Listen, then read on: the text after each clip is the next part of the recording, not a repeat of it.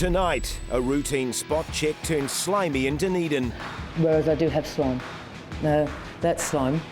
Liquor licence checks get ugly in South Auckland. That's the one I'm gonna need right now. And what lies beneath the surface in Upper Hutt. What is exactly contained in the landfill, we don't know.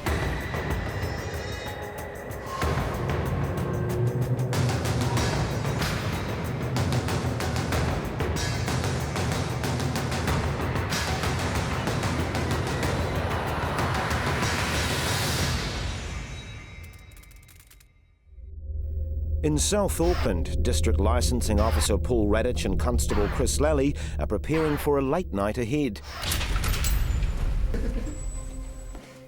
Responsible for monitoring more than 400 bars, the protective vests are essential. The environment that we're working in, you'd be amazed how many people carry screwdrivers and knives in the back of their pockets, plus they've all got bottles as well, so it's very easy to smash a bottle and have a crack. So it's one of our OSH requirements that we wear every time we do our night shift. It's uncomfortable as hell.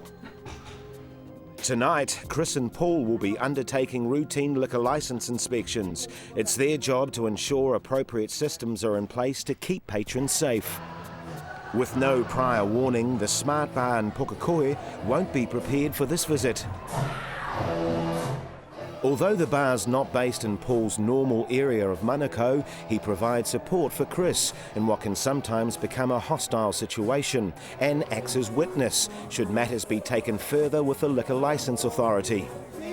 Immediately, an intoxicated man comes to their attention. But has he come to the attention of the duty manager? Why is he in that state if he's not drinking? He's only just walked in. Oh, so how did he get in? I don't know. But it's your job to know. You're the duty manager. I can't see everybody, can I? It's your role to see them. It's not your role to be behind the bar. A duty manager must maintain a safe, controlled environment at all times. Your job is to work out there on the floor, making sure people like him don't get in. So you need to sort it. But just when Chris is making progress with the duty manager, one of the owners decides to join in. No, it's not my job to point all of the people out. She's the duty manager. I know, but point them out to us and we'll remove them properly. Look, is anyone intoxicated there or not? yes, they are. Well, let's remove them, because they're not allowed to be in there. Come on, let's go and remove them. The owner wants Chris and Paul to identify the drunks, but that's not their job. That falls on the duty manager. Come on, let's go and remove them. You're not listening to what I'm saying. I am okay? listening to what you're saying. Right. If they're intoxicated, Janice, we'll remove them. Right, listen to what I'm saying. Point them out, we'll remove them. A busy night, the duty manager should not be behind the bar. Their role... The states that she shouldn't work behind the bar. Their role... Behind the bar, you've got a view of everyone. To make matters worse, bystanders start getting aggressive. But she does a fantastic job. No, you don't need to be here, right? I don't care what you're doing. Who gives you the right to do this? Sorry, you're not allowed to touch the camera. I don't care. Who gives you the right to do what you're doing? Please step away from the camera. Who gives you the right to do what you're doing?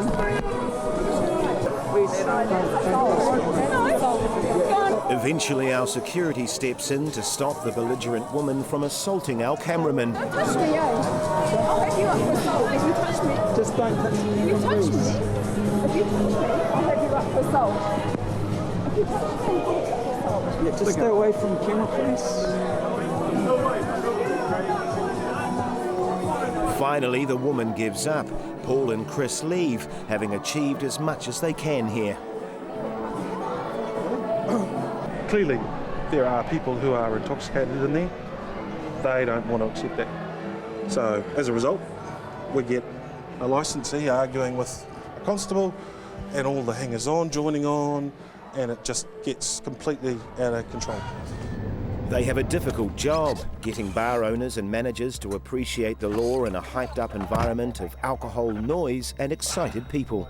I don't see the duty manager's role is to be behind the bar serving drinks. Their role is to run the bar. They're the ones who are responsible for enforcing the Sale of Liquor Act, and that's in legislation. So it all goes back to the duty manager. Now the licensee was just butting in and trying to argue the point. He just didn't understand that, so it's quite a concern, really. The bar will now face a shake-up or severe penalties could follow. But for now, Chris and Paul must press on to the next unsuspecting bar, and it's one with a dodgy history. They went through the ringer a couple of years ago now. where the car park was just full of people drinking in the car parks, fights, disorders, stabbings, and team policing, and the whole of the Mangere police were always here on locking up people for breaches of the liquor ban. The way they fixed it was basically to close off that car park and stop people bringing alcohol in, which basically it solved the problem. But the word's out that unruly nights are happening again at Apia Way, and just like before, a young intoxicated crowd is taking over the car park. Top. There you go. All good?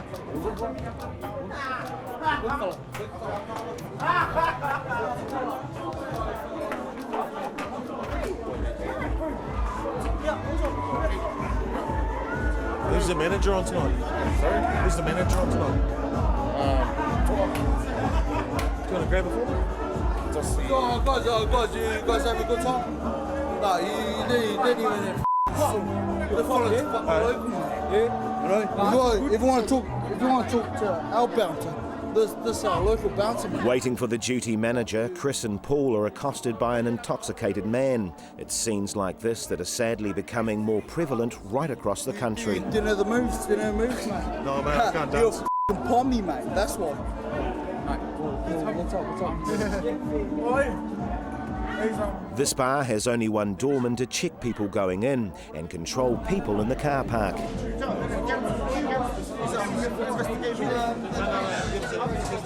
With a number of drunk patrons hanging around, Chris and Paul don't feel safe going in, so they meet the duty manager outside. How many people have you got up in the bar? Roughly. 300 or 200.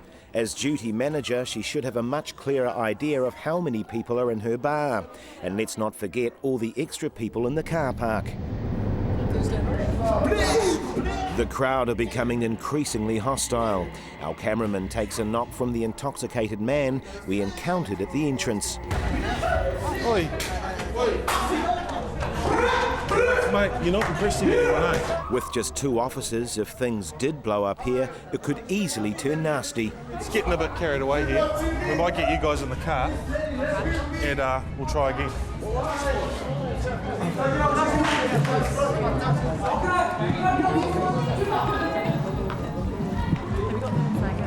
TP on? Body, mate.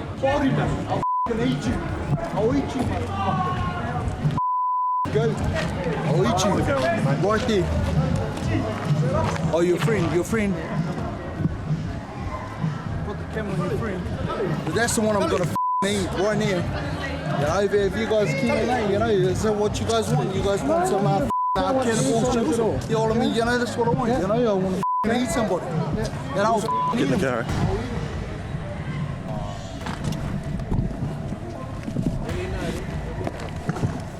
With safety now paramount, Chris and Paul must leave the scene, but they're by no means finished with the Apia Way bar. That place has only got one busy night, and they cram as much booze down people's throats as humanly possible on that one night to make money. And that's the result. Now, I mean, there's never been a bar in the city that we haven't been able to get into, cameras or no cameras. That is just not good enough. And if we'd got upstairs, God knows what would have happened. Hey, how are you? Chris and Paul later call an urgent meeting with the owners. They're told they face having their bar licence revoked if they don't act immediately to control the disorder. Prompt action from the owners saw security improve and better crowd control, and Apia Way returned to being a safe place for patrons.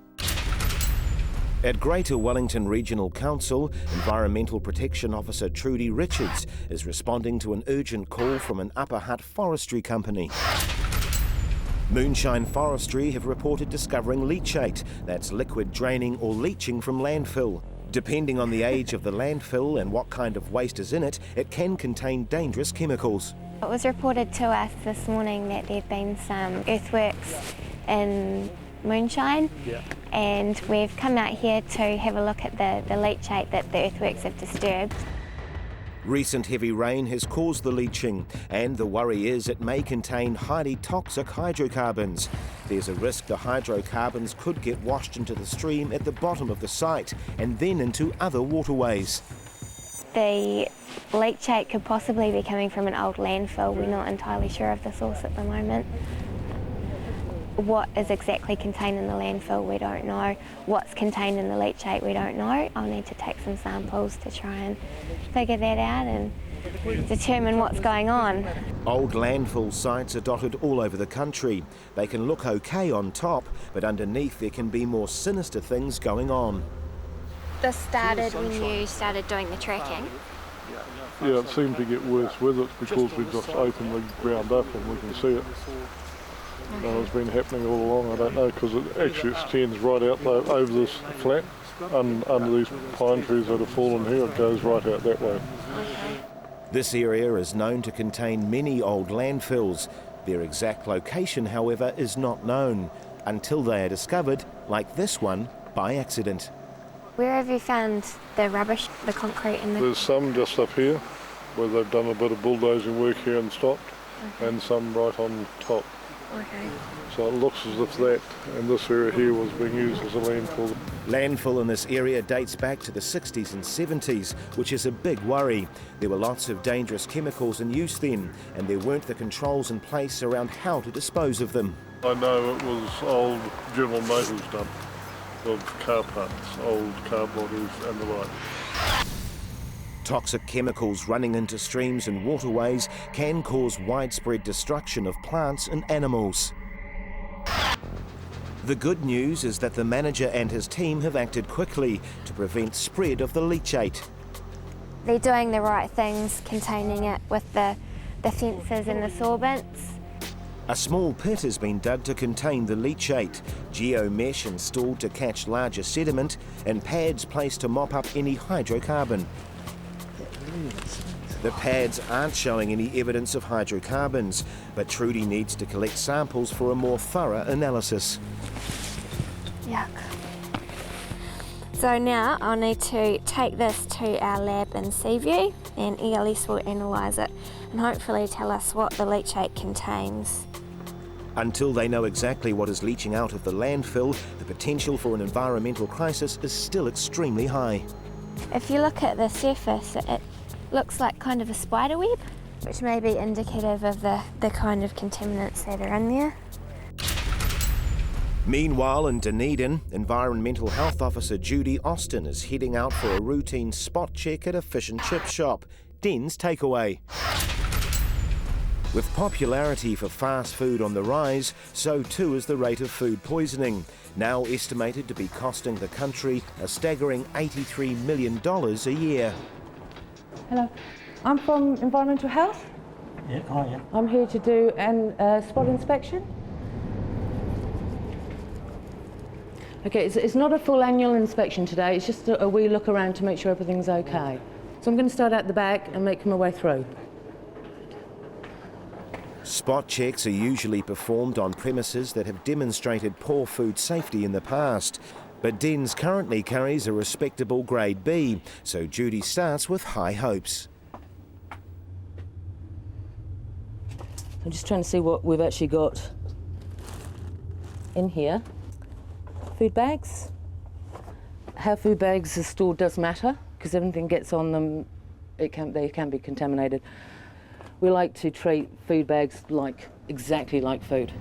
Out back is a rabbit warren of rooms, with disturbing signs that it's not being cleaned too often. Where you got cobwebs building up around food. From grubby containers to exposed food, the signs of neglect are ongoing. In the next storage room, the chaos and disorder are just as bad. An incredible smell coming out of here. It's particularly unpleasant, and I'd say it's your own personal food. You know that even though it's your personal food, it still comes under our jurisdiction. We don't use it out in the shop. Okay. It's just ourselves. Right. Yeah. Okay. This is all Chinese stuff. Right. What about all this here? What's that? The food along here? All these are our personal stuff, yeah. They're all your personal stuff? And like the tomato sauce? And yeah, that goes out in the shop, yeah. It does go out in the shop. Not only is the owner mixing personal foodstuff with restaurant food, he's also storing items here that shouldn't be anywhere near edible products. Like we've got tools, there's chemicals, which is clearly marked poison. So if you had some, like you can feel it on the outside, if it had gone in there wet, it could have dropped it. I mean, you just don't store chemicals in food areas. While poisonous chemicals may be a no-no, cleaning chemicals, on the other hand, are a necessity. I was talking about food-grade chemicals before, which are stored out here. However, sadly, they're just building up in dust. They're not being used. Like this one looks like it could be 06 or 07. You should be going through several containers of that a year, quite a few, because cleaning's a daily requirement. Back at Moonshine Forestry, Environmental Protection Officer Trudy has responded to an urgent call about landfill leachate that is potentially laced with deadly chemicals. Basically, that leachate could contain anything. We won't know until we've got the sample results analysed and back from the lab. But it's an old landfill, there could be anything in there. We don't know. It's from dating back to the 70s, probably 60s. So if that gets into the stream, it's obviously going to be quite detrimental to any aquatic life in there and the habitat. Although the forestry company is doing all the right things to manage the problem, the risks to the environment are high, so Trudy must still take action. For now, I think it's fine. I'm going to issue an advisory notice to Graham to say that the leachate needs to be contained and no discharges to the stream down the bottom. Well, we'll certainly do our best. Yeah, absolutely, and thank you for calling it in. The advisory notice is official warning that the leachate must be contained and disposed of appropriately, or heavy fines could follow. We're very lucky in this instance that they're very, happy to work with us, and they've reported it to us, so if it wasn't for that, we wouldn't even know about it. Life's always changing, life's always a little challenge, so yeah, just got to deal with it. It just gives us another headache and more costs. Trudy revisited the site the following week. Despite heavy rainfall, the measures in place had adequately prevented further flow of leachate, and wetland trees were planned to absorb any remaining hydrocarbons. Back at Den's Takeaway in Dunedin with Health Inspector Judy Austin. To be honest, the inspection is not going that well. Sadly, the food protection as well as the cleaning areas, the points are declining quite rapidly. But Judy's only just begun. Maintaining hygiene requires regular cleaning of every piece of equipment. That's fairly new, it hasn't turned into slime. It should still be washed between each and every use. They're a very hard item whereas I do have slime. Now, that's slime. Starch, some mud and potato skins, and it's sitting right under the plate itself. Every single potato is peeled through this machine, and that puts nearly every customer at risk. But one of the problems is you do end up with some areas that if it's not taken apart and cleaned regularly, that you can get a mixture of, like I say, starch, slime and mud. And the blatant lack of food safety continues. Okay, we've got no dating, so there's no stock rotation, so they couldn't actually advise me of and prove how old this food is. Everything needs to be dated for the day it goes in, plus the day it comes out. We've got food stored in open tin cans. The food safety practices and the cleaning are dangerously below par, which is surprising because they have a weekly cleaning plan. You can have a cleaning schedule up and you will get points for that. However, if it's not reflected in the premises, it really doesn't. It's like having all your cleaners and everything else. If it's not being used, it's not achieving anything. One of the things with the food premises is things have to continuously be cleaned. It's not an occasional thing. Judy may have had high hopes for Den's initially, but the inspection has proved otherwise, and it's time to deliver the bad news of a downgrade. It's an open day, but I'm not closing you. All it's doing is showing your customers or the public, which they do have a right to know, what your grade is. It's just a current grade. It's not a closure. So you can continue to operate. But with a deer, people normally see the deer, they go down the road. There will be a certain loss. I understand that, but however, we can't change that. You know, you didn't get the points, so it remains. Yeah, a lot of customers see some of the other takeaway shops much untidy and this. Yeah. And they get visited. Yeah. Okay. I can't discuss other food premises with you. It's like you wouldn't expect me to go and talk to another food premises about you. I know. So we'll have to leave that one where it belongs. Okay. He's a D, so we have to display a current grade, and the Ds do actually go on the door because there is a reasonable risk. However, not serious enough as an imminent risk to public health to close him, but very much an open D, which also gives him the opportunity to do the conduct and work his way out of it. 3 days later, Judy revisited Den's takeaways. A concerted effort to clean up and reorganise his stock had the operator regraded to a satisfactory C.